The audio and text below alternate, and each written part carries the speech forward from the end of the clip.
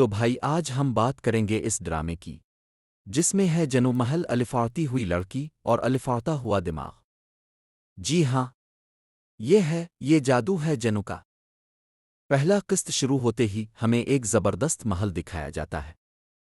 ایسا محل تو ہم نے خوابوں میں بھی نہیں دیکھا۔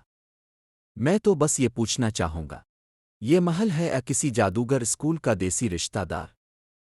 پھر آتی ہے ہماری مرکزی لڑکی روشنی، جو روشنی سے کم اور لوگوں کے مزاج کی بجلی زیادہ لگتی ہے۔ پہلے ہی منظر میں بی بی خیرات بانٹ رہی ہوتی ہے، لیکن اتنی آہستہ چال میں کہ مجھے لگا میرا موبائل ہی پھنس گیا ہے یا منظر راگ گیا ہے۔ اب باری ہے ہیرو کی، جناب امان امیر، سنجیدہ، تھوڑے سے پراسرار، بالکل جیسے دیسی فلموں کا انوکھا کردار، جو ہیرو بھی ہے اور جادوگر بھی۔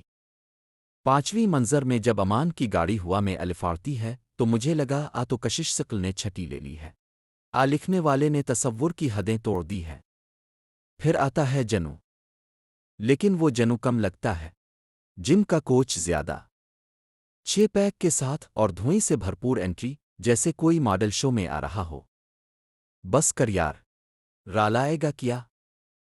قسط کے آخر میں ایک بڑا سسپنس کھڑا کیا جاتا ہے، لیکن میرا اصل سوال یہ تھا، یہ جنو آخر میں ولن ہے یا کسی ناگن والے ڈرامے میں آڈیشن دے رہا ہے؟ مجموعی طور پر پہلا قسط بھرا ہوا تھا جادو سے، الجھن سے اور آہستہ حرکتوں سے۔ لیکن ایک بات طے ہے، اگر آپ کو ڈرامہ پسند ہے، تھوڑی خیالی دنیا بھی پسند ہے اور آپ منطق کو کچھ دیر کے لیے چھٹی پر بھیج سکتے ہیں، تو یہ جادو شاید اب پر بھی چل جائے۔